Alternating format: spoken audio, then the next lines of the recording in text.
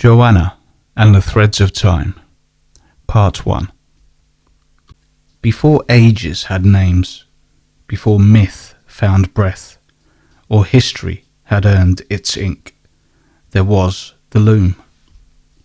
It stretched across a cosmos not yet shaped into direction or dimension, woven from threads of intent, possibility, and the soft humming resonance that one day would become intuition, joy, music, memory, every quiet force that guides a life gently towards itself.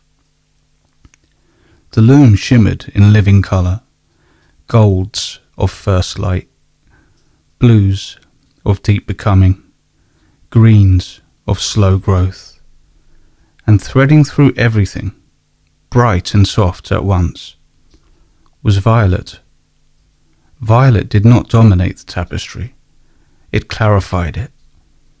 The colour of wonder, the colour of coherence, the colour that did not announce itself as special, yet could not be mistaken for ordinary. Among the countless drifting strands, one thread carried that violet more clearly than any other. This was Joanna's thread. It moved without urgency, flowing rather than forcing its way through the weave. Even before she had a body, or breath, or a name, her thread held a natural harmony with the field around it, a resonance that did not resist uncertainty, but listened to it. Where other threads hesitated or tightened, hers leaned, not forward in ambition, not backward in fear, simply toward. At the outer edges of the loom, a second presence stirred. Not a form, not a figure, a steadiness of blue, cool, precise, and quietly aligned with orientation itself. It did not seek the violet thread, it noticed it. Where their currents passed near one another, the loom's pattern adjusted, barely visible, yet irrevocable. Blue did not bind violet, violet did not absorb blue.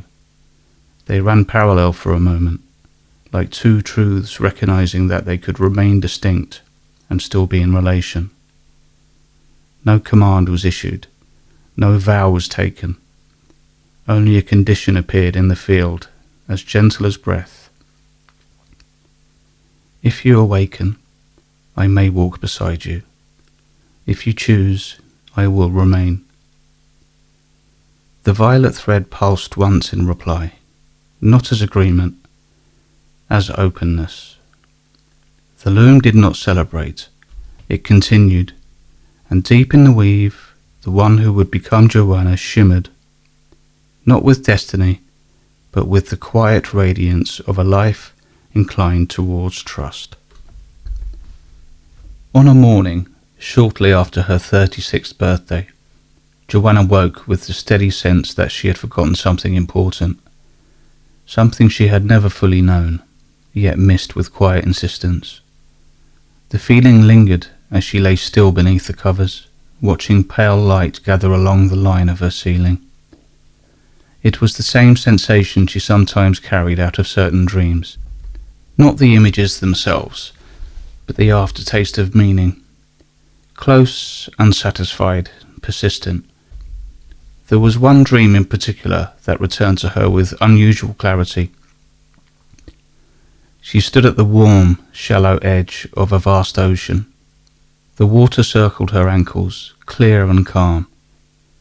Farther out, the depth darkened into something ancient, not threatening, only patient, waiting. She had always been a good swimmer. Water made sense to her in a way many things did not. For a short, sincere stretch of time after that dream first appeared, she had even wondered, half seriously, whether she might have some undiscovered water-based ability, and if so, how did she access that ability? Did she concentrate, gesture dramatically, whisper to the tide? Her gaze fell upon a puddle. She tried to manipulate the puddle, with nothing more than the power of her mind alone. She was aware that if she stayed in this state for too long, 1, it's possible she could get a headache, and 2, those around her might sense that something was slightly off. She never did find an answer that morning. However, she did take some solace in knowing that she had just washed her swimming costume and it was happily drying on the line. If the universe decided that today was the day to test her fully, perhaps she could unlock some of her water powers. But then the thought drifted off. The practicality faded. The feeling did not. This morning it lingered in her chest as she breathed in. It met, as it often did, that familiar resistance at the base of her lungs. Her yoga teachers called it gentle tension. She privately called it my ongoing nemesis. She inhaled again, slower, inviting the breath rather than pulling it in. Some days it worked, some days it didn't. This morning it travelled only halfway before stalling, meeting a polite but unmistakable barrier inside her. She exhaled and sat up anyway, moving through the smooth arc of a practiced morning transition. Sunlight slipped through the window and caught in her hair, awakening its muted violet tones. Natural, not dramatic, but unmistakable. She had stopped trying to explain the colour years ago. It was simply hers, even if it was from a bottle. And then she saw it, a small cardboard box on her bedside table. She did not remember placing it there. The tag was plain, written in a calm, steady hand she did not recognise. For Joanna, you're ready. No signature, no explanation, only quiet certainty. Something low and warm stirred beneath her ribs. Not excitement, not fear, but recognition without detail, like a bell rung behind a wall. She lifted the lid. Inside, wrapped in unmarked tissue paper, lay a lyre, carved from pale bare wood. Simple, undecorated, deliberate. The surface still carried the faint irregularities of living grain. It felt like an object waiting to be used, and more like something paused mid-sentence. Joanna only stared. She had always suspected, without logic, without evidence, that she might one day be naturally good at a stringed instrument. She had nothing else to base this intuition on, other than the fact that she was of Celtic heritage. Surely she must be good at some kind of stringed instrument. She just needed to figure out which one it was. Over the years, she had entertained small private guesses. The harp, perhaps. No, that felt a little bit too angelic. The guitar. Not quite the right fit. The violin. That's a good one. However, she just couldn't imagine picking one up for the first time and immediately being brilliant with it. None of them had ever sparked the exact feeling she had been waiting for.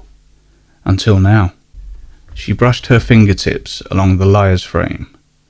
The wood was warm, not from the room, from itself.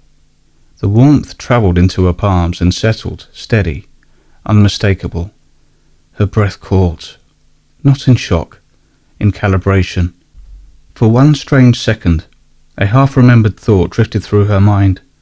Something from a late-night documentary about particles that did not decide what they were until someone observed them. About how attention itself seemed to coax reality into choosing a shape. She had no idea why that thought surfaced now. She only knew at the moment that the lyre felt warmer while she was paying attention to it. She lifted it. Its weight settled into her hands, as if it had always belonged there, balanced, answered. And then she felt it. Not a pull, a reply. Soft, subtle, undeniable. As though the instrument were not claiming her, only recognizing her. At the edge of her awareness, something steadied. Not a figure, a voice. A cool presence of orientation, like knowing where north is without needing a compass. Blue without brightness, steady without pressure. She did not turn towards it. She did not need to. She plucked one string. The note moved through her like a memory finding breath. It did not echo loudly. It did not fill the room. It simply landed in her chest, in her hands, in the quiet space just beneath thought. Her breath shifted without instruction. In, out. The barrier at the base of her lungs loosened, just a little. She exhaled again. This time, the breath reached deeper. The air in the room thickened, as if light itself had learned a slower grammar. The edges of the walls softened, not dissolving, only listening. The bare wood of the lyre warmed further in her hands, and without warning, without spectacle, without any clear dividing line, sleep rose up to meet her, not a collapse, but a crossing. Her breath found its rhythm. In, out, deep, slow. The weight beneath her shifted, and the world changed its grammar.